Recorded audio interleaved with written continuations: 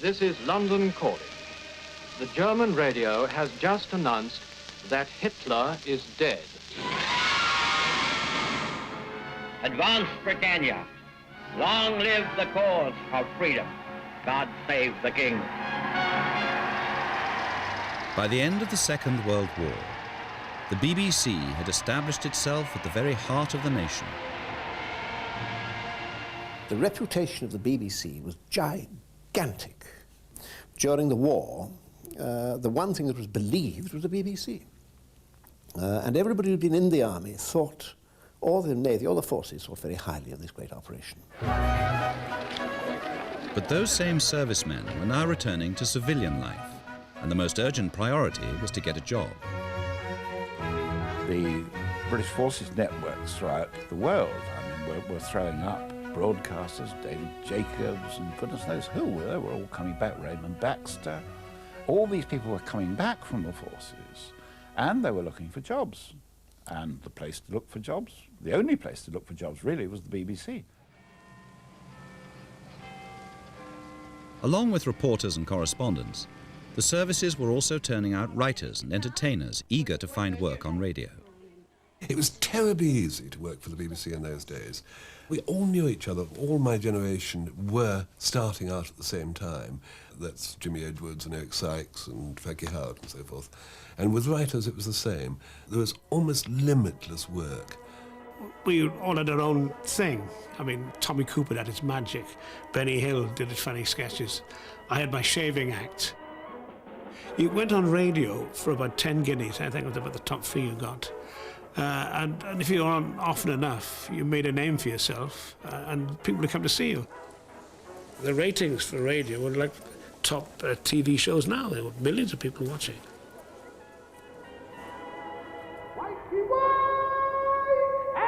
Radio variety was king.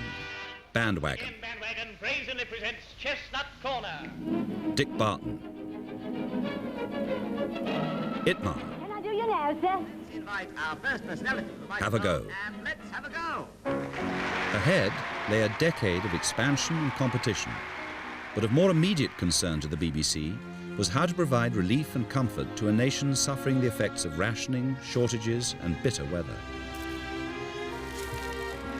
It was a terrible time. I mean, there was more austerity after the war, I think, there was during it. You know, more things went on ration, for example. So it was a sort of desperately needed. Laughter was in short supply.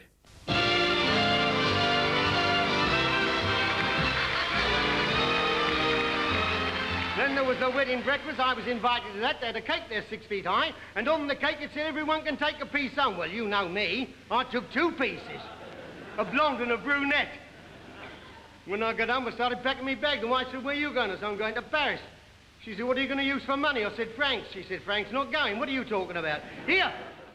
As the guardian of the nation's morals, Auntie provided a guide, the Green Book, to help writers and performers stay out of trouble. Well, the Green Book, the Bible, as we used to call it, well, that was hilarious in its own right, you see, because it had things like, you mustn't make biblical references, like BC, before Crosby. And you mustn't make things about birth, like jokes about birth. These are the examples they actually gave, like, oh, his mother was frightened by a donkey. I don't really understand. It's a bit sinister, but that's all down the book that you mustn't use. We had a character called Hugh Jampton. I'll let you sort that out for yourself. And he was in the show for, we used the name for about 3 weeks. And Pat Dixon was rather naive, the producer didn't realise its connotation until somebody told him, and he went berserk. Well, frankly, to me, this savours too much of a gimmick. To its newest recruits, the BBC was almost as rigid as the service life they had so recently left behind. It was pretty staid and pretty stuffy, and they were very, very tight-fisted. I mean, they give you a guinea and a half, you know, 1.5 guineas to go and do a football match report down at Southampton or Bristol. I was asked to go and see sort of administrative officer of the Current Affairs Talks Department, and he said, "I suppose you would like a little advice about how to behave." And I said, "Well, there's certainly anything you can do to assist me." And he said, "I want you to think of yourself as joining a rather good regiment. John Green, the controller of talks, who think of him as the colonel, and myself as, well, he said, you might say, the adjutant. So I've tried to avoid clicking my heels and said, certainly, yes. And he said, and dress, I suppose you would like a few thoughts on dress. I said, if you please. You see, I only had one suit, which I was wearing, but still. He said, in the talks department, we do like suits. We do like suits. In drama, they wear sports jackets, and in features, they wear corduroys.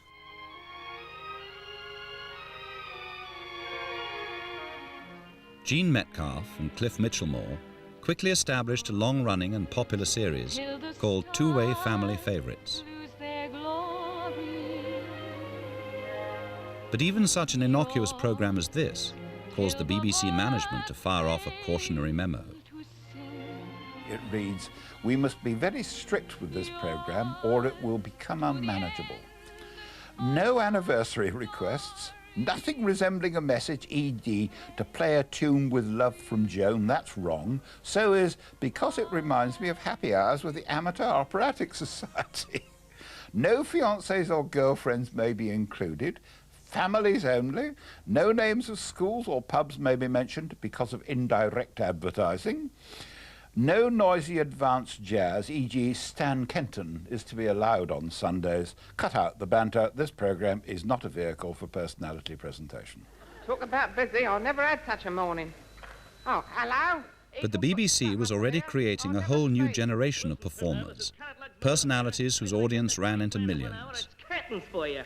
They didn't understand what we were doing, but they persevered with us. And, you know, by the time we got into the third or fourth series, it was becoming a cult. So the BBC has always had that sort of thing. They let something, put it on a lead and see how far it can go. Oh, hello, Jake. Oh, can you fix a funeral for 3 o'clock?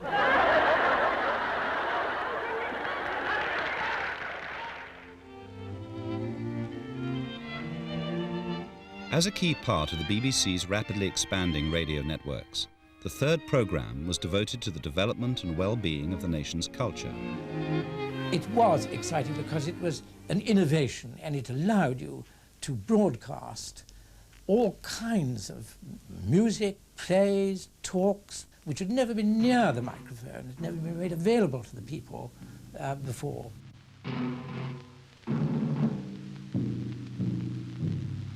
A drum, Macbeth doth come. The weird sisters, hand in hand, roosters of the sea and land, thus do go about.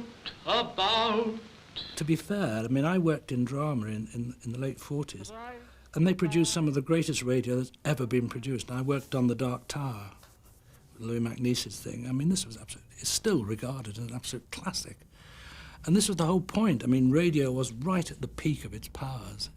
I mean, Saturday Night Theatre could claim an audience of 10 million in the 40s, late 40s. And the guys at Alexandra Palace were just rubbish, you know. I mean, nobody bothered. By 1949, radio could claim a staff of nearly 12,000.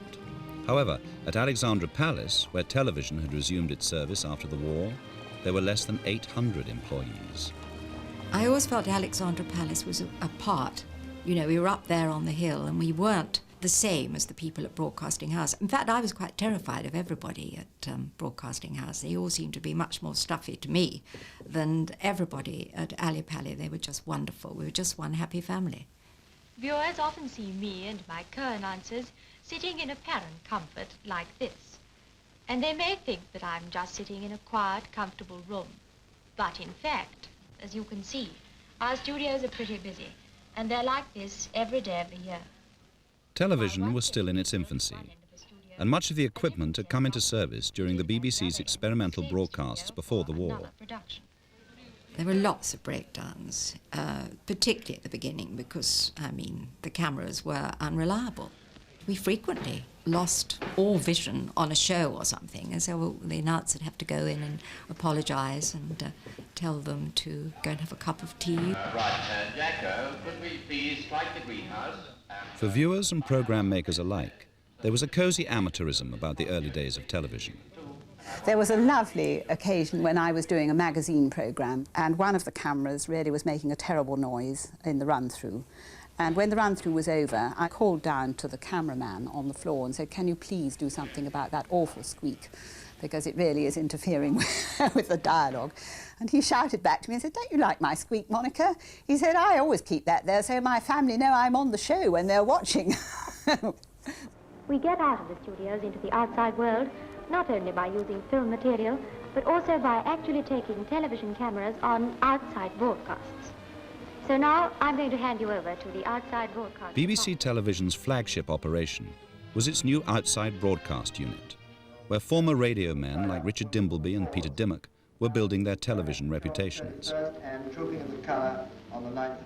In the early post-war days, there was a terrific pioneering spirit in television. Of course, we were having to add to the staff all the time, and although quite a few came from radio, in television outside broadcasts, we got most of our additional staff from the BBC Overseas Service in Bush House, where they were mostly ex-service, and several of them had been pilots in the war, as some of us were, and it fitted in perfectly to that pioneering spirit, because producing a television outside broadcast with that obsolescent equipment was rather like flying by the seat of your pants.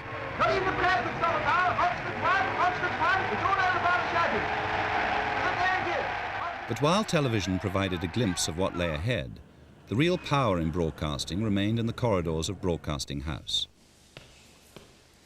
Figures like the BBC's senior controller, Basil Nichols, viewed the arrival of television as little more than a supplement to radio, as Frank Gillard discovered on a visit to his office. He had a small television, black and white, set there, and he was looking at Wimbledon. So we both watched Wimbledon for a little while. And then he said, "Well, what is your vision of television for the future? How is it going to develop?" And he said, "Well, you've got a perfect example here of how it's going to develop." He said, "You're listening to the radio commentator there. Down the centre, it's a match. And if you want to, you can look at the picture and see with your eyes what's happening." And that's what television is going to be like. He said it's going to be like a book. Radio is going to be the print, and television is going to be the picture illustrations. I was once asked in the BBC Club, which was in Chandos Street in those days. Frank Phillips was there together with one or two other of his very posh colleagues, and he asked me what I was going to do, and I said, "Well, one of the things I want to do is go into television." And he said, "Oh, no, no, no." He said, "I wouldn't if I were you." He said, "It won't last." And I said, "Why not?" And he said, "Well, you see, unlike radio, television does not go round corners." When you had to sit down and look at a television screen, he was telling me. And radio, you could hear it as you moved around from room to room. And he had a good point, you see. You're tuned to the General Overseas Service of the BBC. As the Cold War gripped Europe, the BBC's external services, broadcasting in 44 languages, played a role every bit as vital as the one it had performed throughout the Second World War. Говорит Лондон. There was never any question of the BBC adopting a propaganda attitude, a polemical attitude. It was there to make news known, to make certain that populations in those countries should know objectively what was going on in the world, should know what the policies of the British government were, and should know something about the British way of life, about the underlying values of British society and so on. These were the things which we broadcast about, and on that there could be no real disagreement with the government and with the Foreign Office. The lifting of petrol rationing in 1950 marked the end of the depression of the immediate post-war years. It was a time for relaxation and cautious optimism as the country slowly got back on its feet, and the new mood of confidence was characterized by the opening of the Festival of Britain in 1951. For the BBC, it was a time of expansion, and a move to the studios at Lime Grove heralded a new era in television production. It was wonderful, because suddenly we had huge studios with great lighting systems everywhere. We had 3 lenses in the cameras and so on, and the cameras would actually move when somebody turned a little handle. They go whizzing along. You didn't push it along on bicycle wheels. This was a great opening out of television. Television, of course, dominates the show. Special emphasis has been put on sets which are tuned into the new transmitter at Holme Moss, the most powerful in the world, and which by October will bring another 12 million people into viewing range. But while the viewing potential ran into millions, the reality was that by 1951, less than 1 in 20 homes owned a television set, and those who did watch became closely involved with the faces they saw on the screen. The public were lovely. I mean, they thought we were just part of the family friends. So wherever you went, the shops or anywhere, they'd just chat to you. I mean, we weren't treated like sort of stars of anything. We were just one of them, you know. They'd say, oh, you didn't look very well last night, dear, or I didn't like that dress you were wearing, or, you know, taking a very personal interest. We want Muffin, Muffin the mule. Children had their heroes too, and the enormous popularity of puppets on television provided the BBC with one of its biggest early successes. And you can bounce up and down, just like Andy Pandy. Within a few years, more children will be watching children's television than listening to children's radio. Out of one of the big flower pots came a flower pot man. What a funny little man. He leaned over and said, "Oh, Sooty, that's jolly clever, isn't it? It's just like a flying saucer at the end of that stick, isn't it? Isn't it? Pardon? It's what?" Television adaptations of the popular classics appeal to adults as well as children, so much so that a weekly series like Billy Bunter was transmitted twice every Saturday, once for the children and then later for the benefit of their parents. Proudly, Demon Dick faced the masked marauders as the fearful flames rose higher and higher and higher. Oh, crikey. It was 1952 when we started it. And of course I didn't want to play it at all.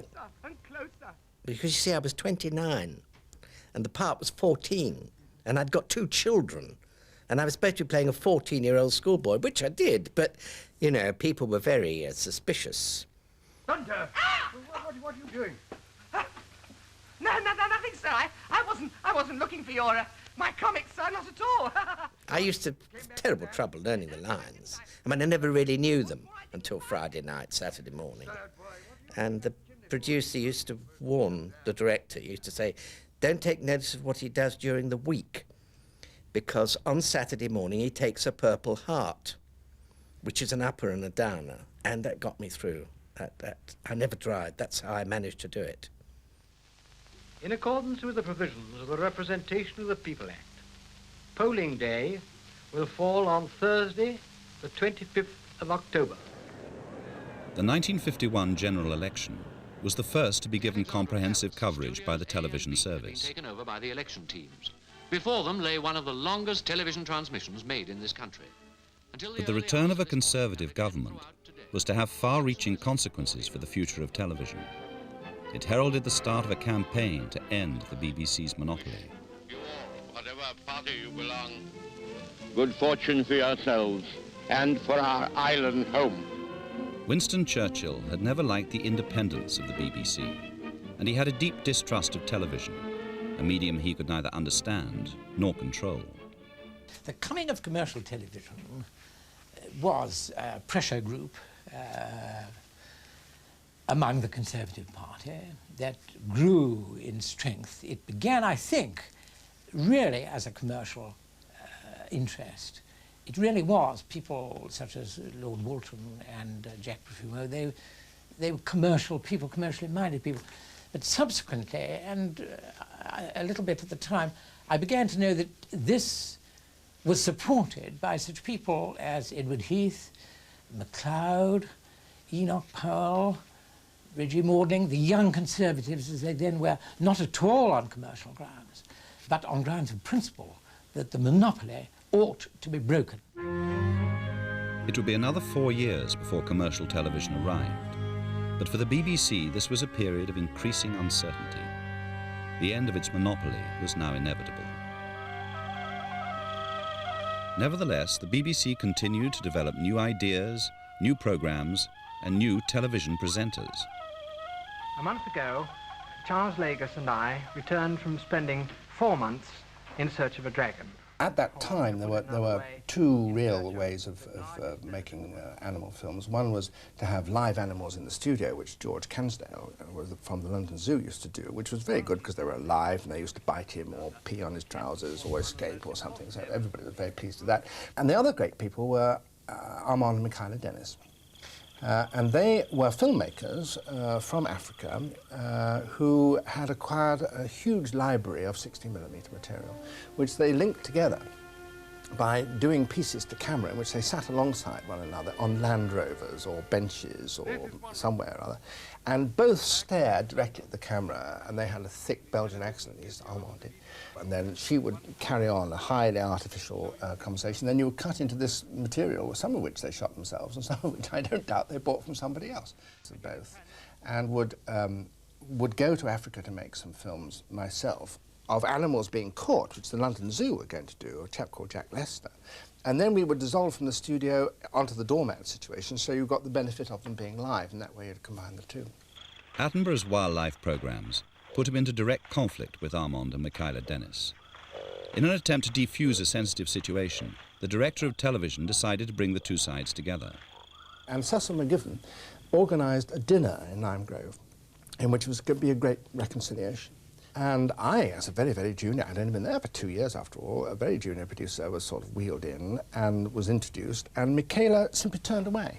She wouldn't even shake my hand. So we sat down to dinner, and she pointedly talked to it. She was sitting opposite me.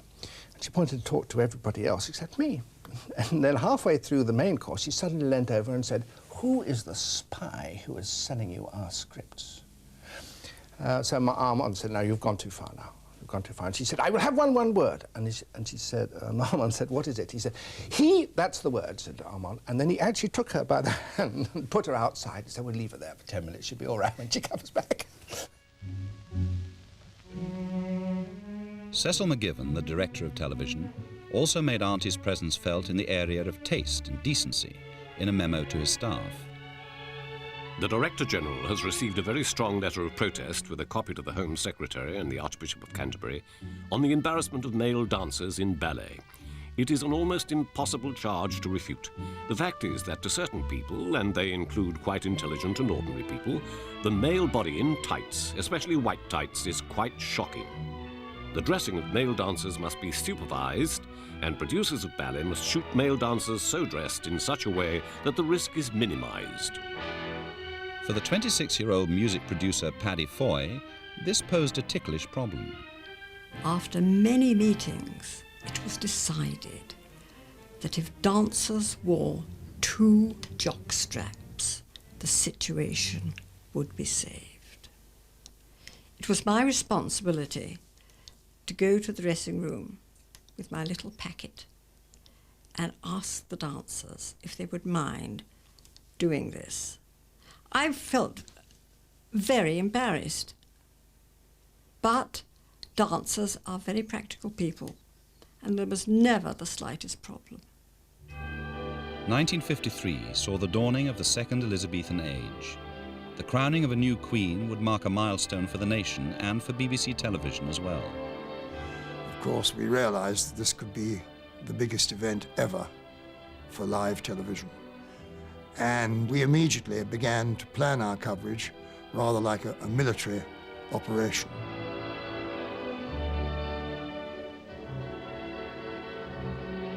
Unfortunately, the government and the establishment, and I think at that stage possibly the royal household, were very, very much against it. Convinced that television cameras should be at Westminster Abbey, Peter Dimmock used every trick he could think of to persuade a reluctant establishment to agree. By mounting a campaign through the press, he finally got his way.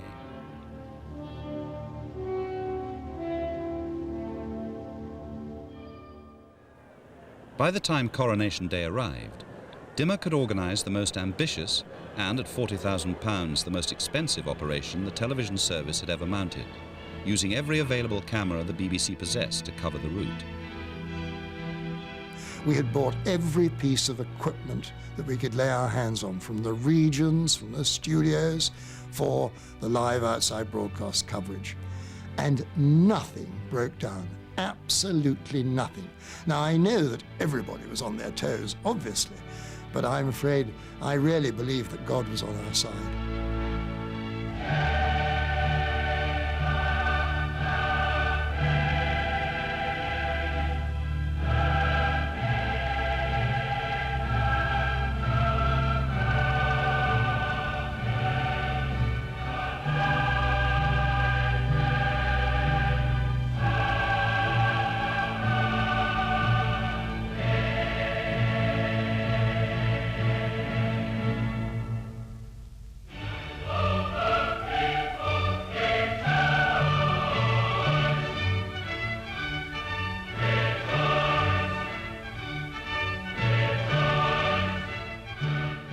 Although there were still only 350,000 television sets in Britain, the Coronation was seen by almost 20 million people. It marked the turning point in the fortunes of the television service. Demand for television sets rose dramatically. Increased ownership meant increased license revenue, which in turn led to an expansion of the television output.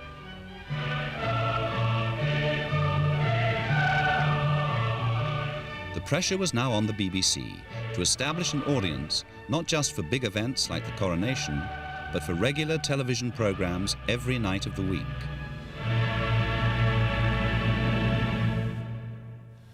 Well, the great thing in the 1950s was, of course, they were truly pioneering days. Everything you did was new.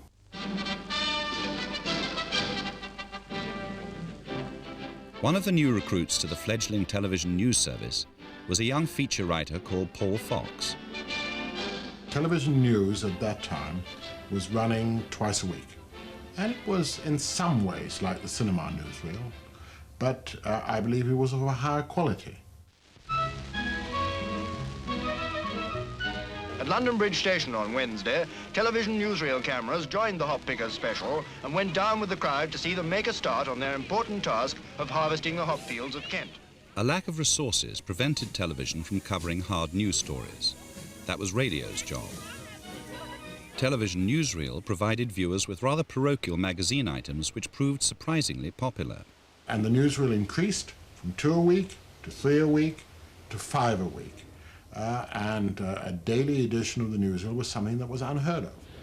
Radio viewed the success of television newsreel as a threat and demanded control of all news output on television.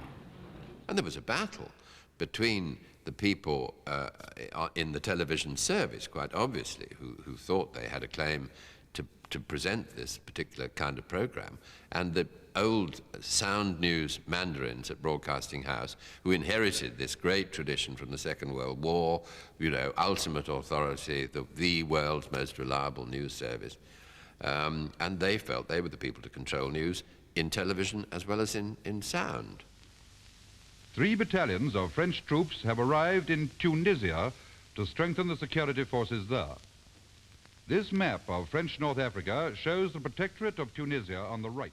We weren't allowed to be seen on the screen because it was feared, you see, with this same old BBC principle of impersonality and authority, that if we were seen on the screen, we would influence this pure stream of truth. We might even sort of wink or, you know, or smile in the wrong place or give a look which might detract from the proper, you know, authority of the thing. This picture, received by radio, shows civilian refugees leaving one of the big towns in the southern Red River Delta when the French withdrew last week. The new French defense line is shown here in black. The illustration was very, very inadequate. We had stills and maps and diagrams and all sorts of things, and the press just lambasted us. The television has gone back to the days of the magic lantern. It was laughable. I mean, after whatever one may have said about television newsreel, it was an effective television program. May not have been the greatest news program, it was an effective television program. What turned up on the screen after that was neither news, nor television, nor film. It was a disaster. Frustrated by the pace of change in television news, Paul Fox came up with an idea for a weekly news-based sports program, exploiting the skills of the outside broadcast unit. Good evening, sports fans, and welcome to another BBC Sportsview programme. Sportsview was a magazine, but basically was a news programme. I mean, it emphasised the news regularly.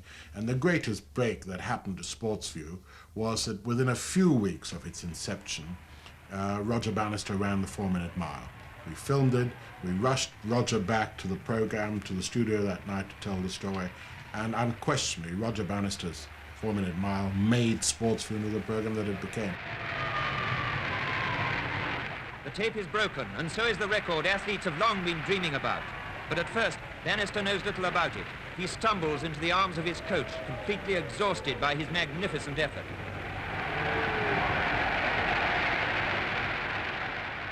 But if Sportsview offered a slick professionalism to the viewer, it was often a very different story behind the camera.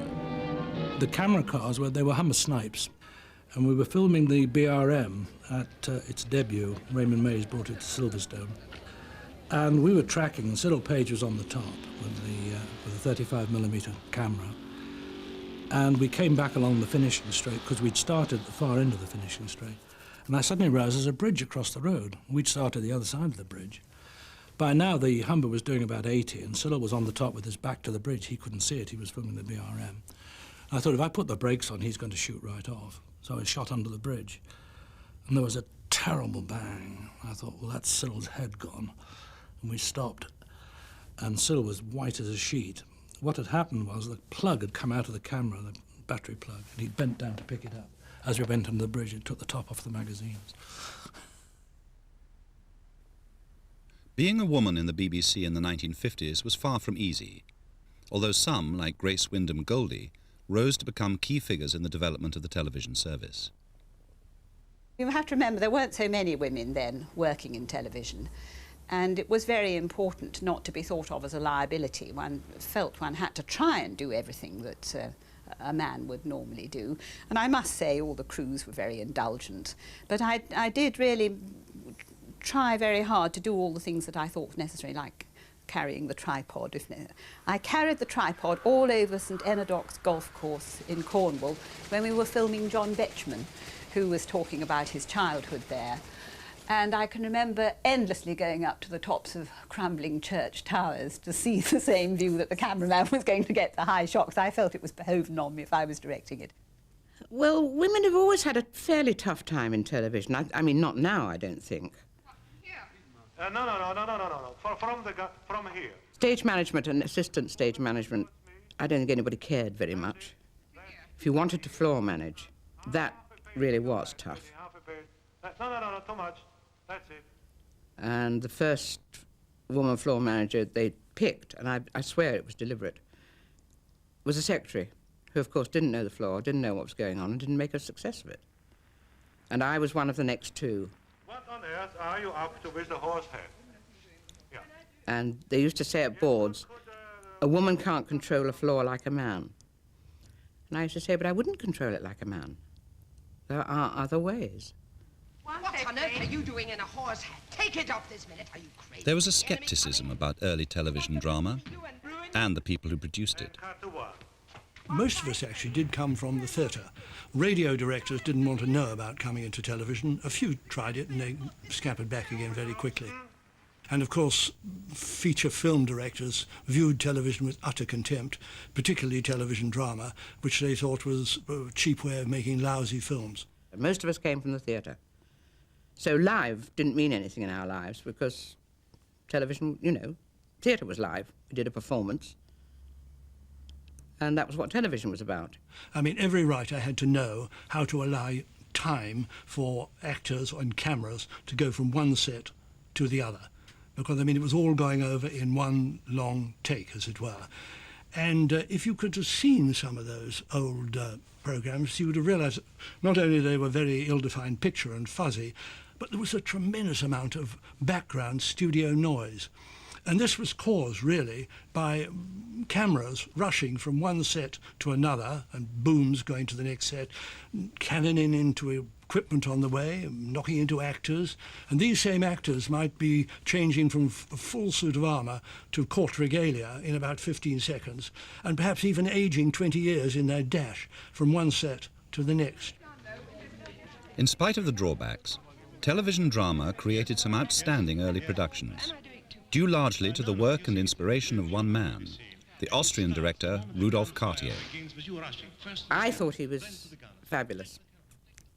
He would never take no for an answer. He was difficult to work with. What's the matter? I've never seen such disorder in any studio. He was known as the Cecil B. DeMille of television for a very good reason, because he did big productions with big casts and 100 extras.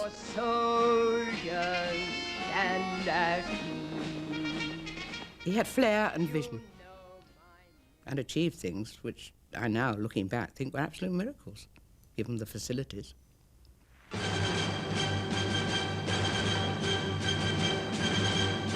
By the mid-50s, television drama was beginning to lure audiences away from radio. But even at its terrifying best, the resources behind a series like Quatermass remained woefully inadequate. We were filming, I'll tell you how poverty-struck it was, we were filming in the empty boiler house at the centre, and that was where the monster was supposed to be.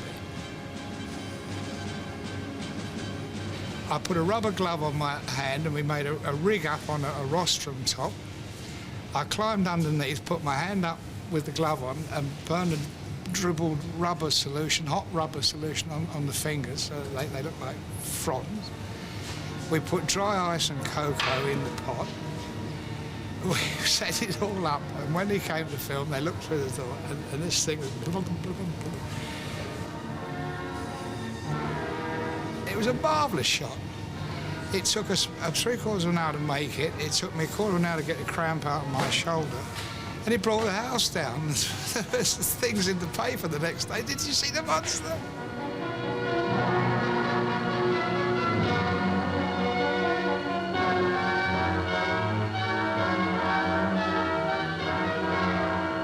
The mild contempt with which people greeted early television disappeared very quickly when it was seen, you know, that television drama was becoming very good. And don't forget, the BBC had the impetus of ITV coming in the middle of the 50s, and they, you know, created competition, and that all made for better work.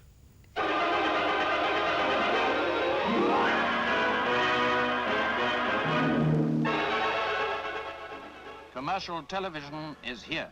Among those who will bring the new programs to you are Sir John Barbirolli, who will give you fortnightly concerts. In September 1955, the long-awaited threat to the BBC's monopoly finally materialized. At a start-up cost of nearly £6 million, the companies which constituted the new commercial television service launched a precise and calculated attack on the BBC. In spite of its inevitability, the arrival of ITV devastated the BBC, undermining its confidence and decimating its staff. There was a huge recruiting campaign by ITV when they started. And the only source of recruits was the BBC. And entire shifts were being signed up.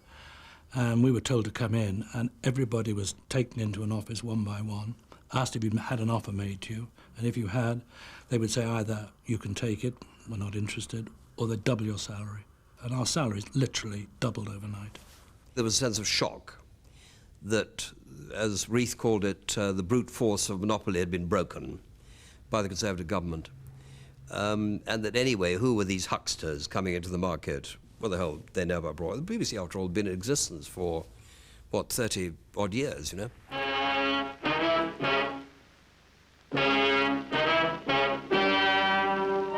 Ladies and gentlemen, the story you are about to see is true. Experience counted for nothing, as ITV seduced audiences with a mix of middle-brow entertainment and a selection of proven American imports. The BBC reflected establishment views, church, state, Westminster, and there was no kind of feeling for the big audience. So when we introduced programs like I Love Lucy brought in, or The Army Game in comedy, and programs like Humphrey Lyttelton, we had no difficulty at all in taking the BBC's ratings right away from them. What blooming word! In particular, Sunday Night at the London Palladium, of course, put to bed any BBC attempt at variety, for good and all.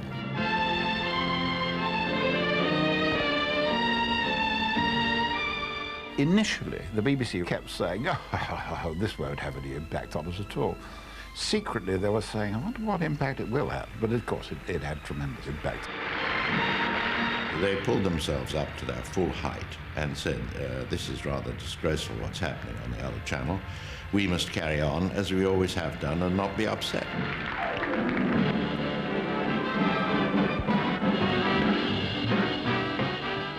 It was an attitude which was to prove fatal to the BBC.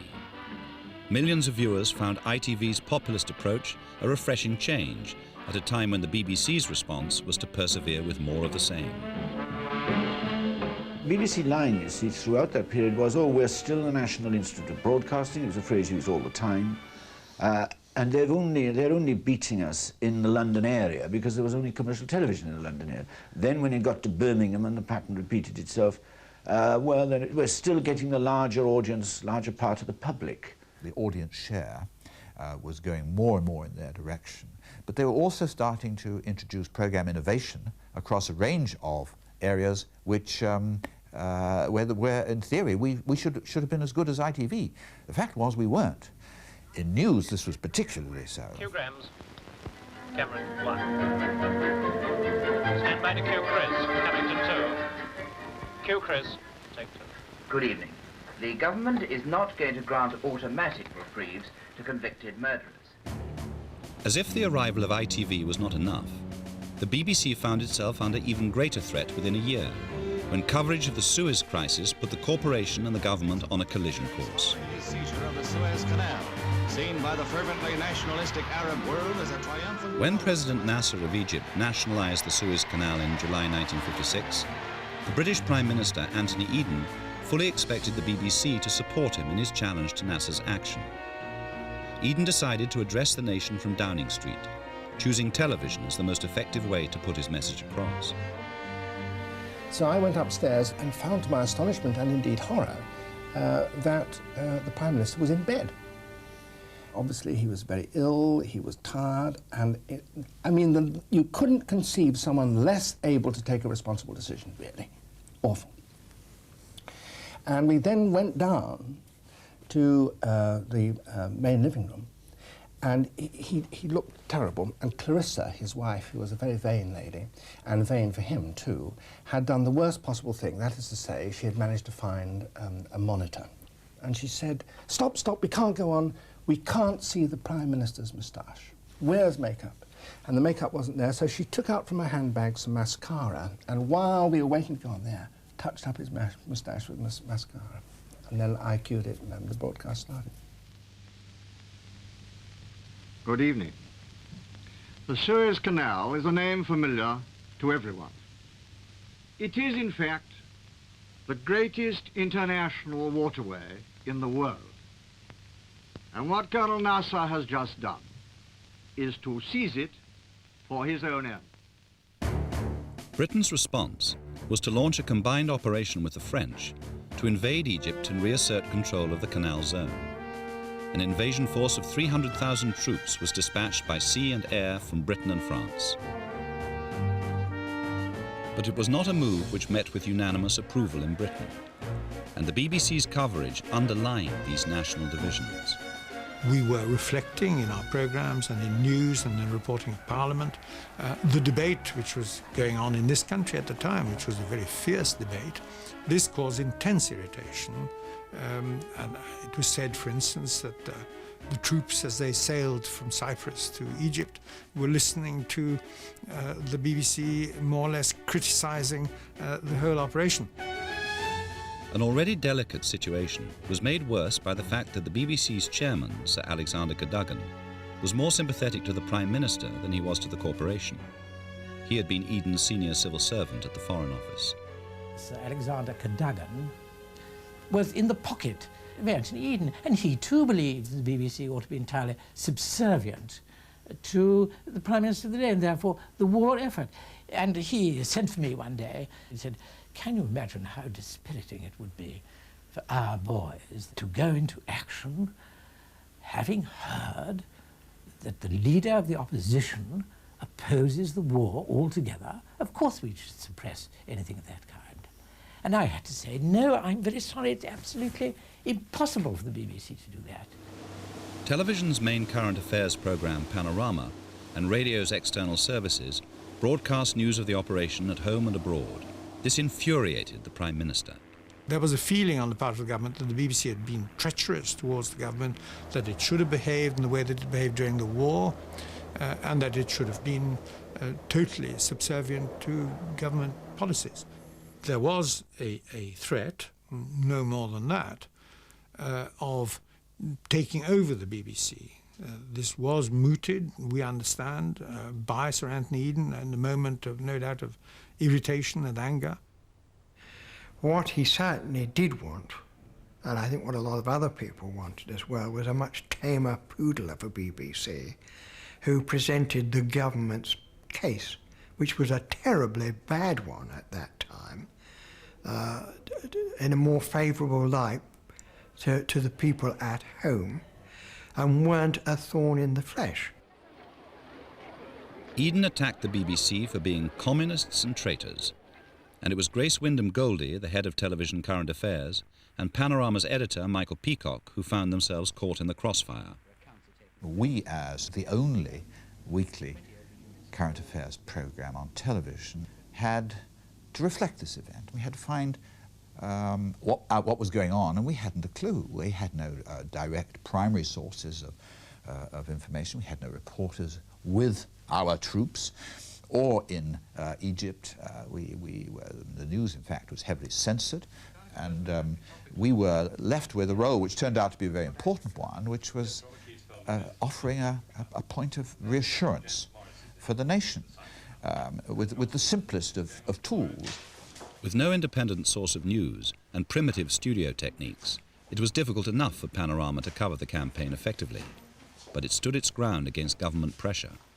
Looking back now, it was amateur, but in those days it made Panorama a national institution, and from that moment on, we were the most important current affairs programme in Britain.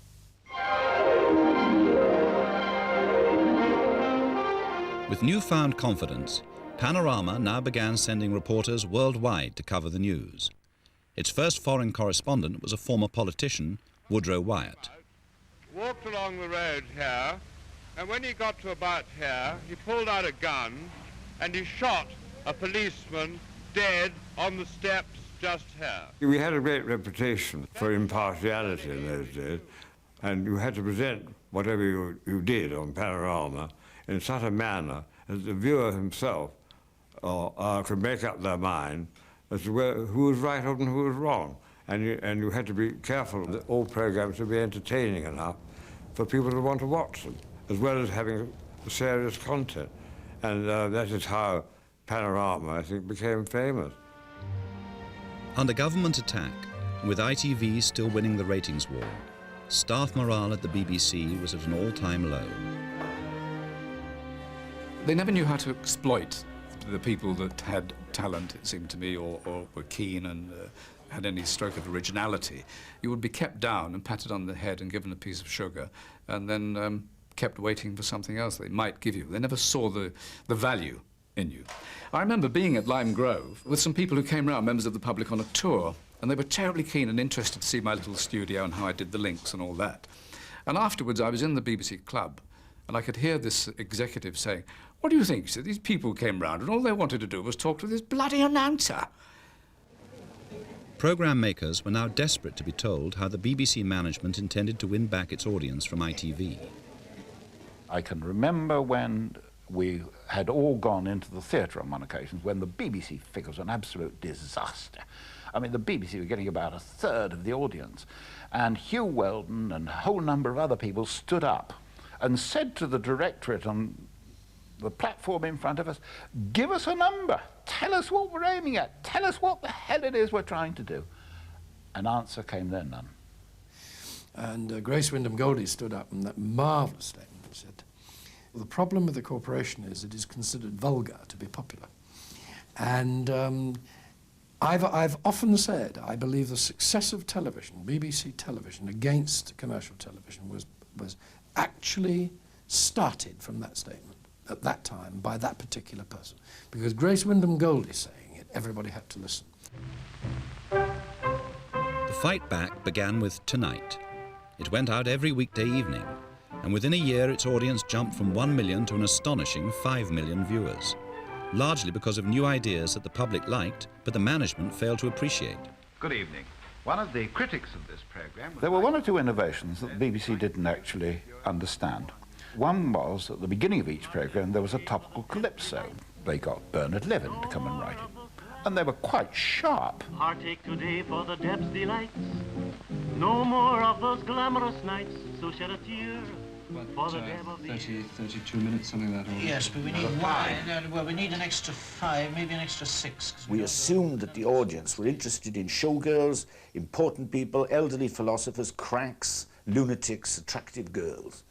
And why shouldn't we be interested likewise? It was jokey, it was funny, it was full of kind of madcap pieces of film as we gradually progressed. In fact, if we didn't have a good, funny story every night, we felt we were somehow failed, you know? The BBC was finally discovering that to be popular was not necessarily to be vulgar. Mop-proof, dust-proof and waterproof, 1 shilling each only. How long have you been in Archer Street? Approximately 10 years. Do you have a lot of trouble with the police? No, not on the whole.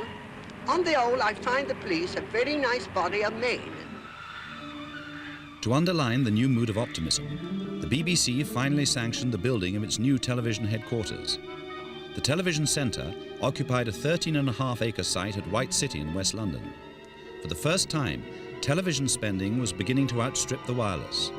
The medium, which had once been written off as an experiment, had now overtaken its old rival, steam radio.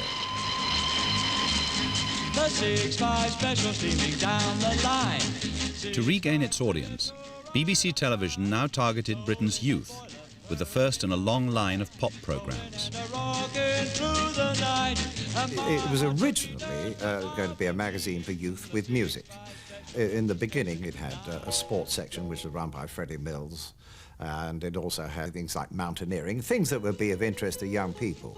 That all eventually went, and it became purely and simply a music show, incorporating an audience. It's time to jive on the old 6-5.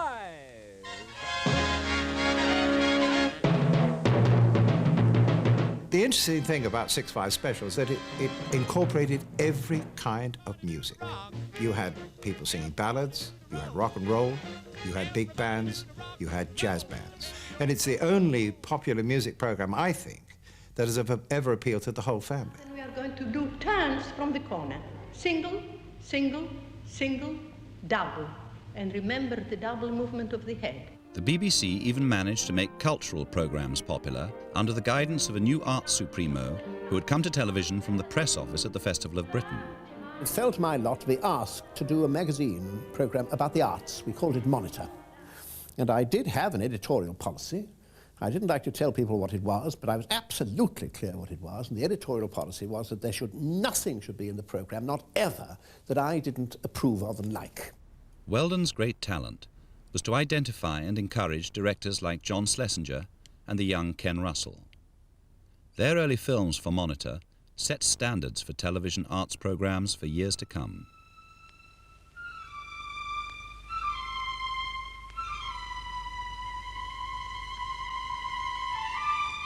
Benjamin Britten has only lived in Aldborough for the last 10 years, but he was born in Suffolk, not very far from here, and except for a short time, has always lived in this part of the world. I have tried to live elsewhere, but a magnet always brings me back. I feel at home in this kind of scenery, the marshes, the small villages, the fishermen in their boats. That all is a part of my life without which I cannot seem to do. There was no policy direction whatsoever, except one gigantic policy direction, which was this tremendous feeling that trust was being reposed in you, and they allowed you to get on with it. And for 8 years, I did not once, on one single occasion, did I have any suggestion at all that I should do things that I was not doing, or I should not do things that I was doing.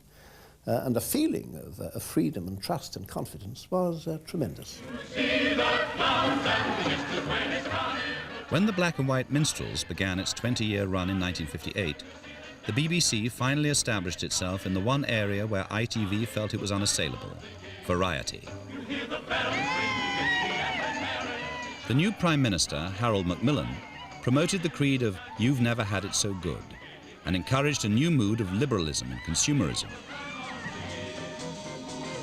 But in reflecting the changes in society, some BBC managers felt that Auntie was herself becoming too popular and too liberal for her own good.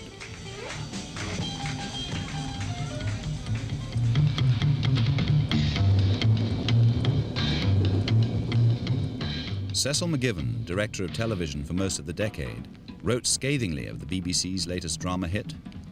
The shooting of the nymphomaniac left no room for doubt as to the shape of her body, her character, and her intentions. This so-called play must have offended and shocked many normal, decent people. The onslaught of ITV had made its mark on BBC programmes. The BBC was not going on forever as a monopoly, and it would have changed far more slowly had it not been for ITV giving it a shot in the arm.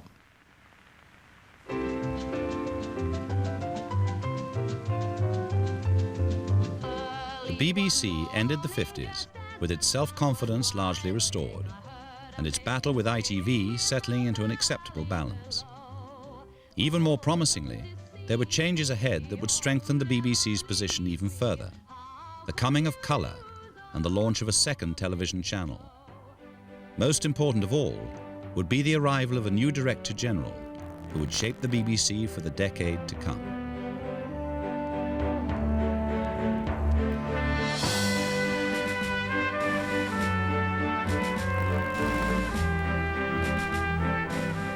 You can follow the next stage of the BBC's development at the later time of 10:45 a week tonight on BBC One. And this Friday on BBC Two, spend a day at the hub of BBC Radio, Broadcasting House, at 8 o'clock.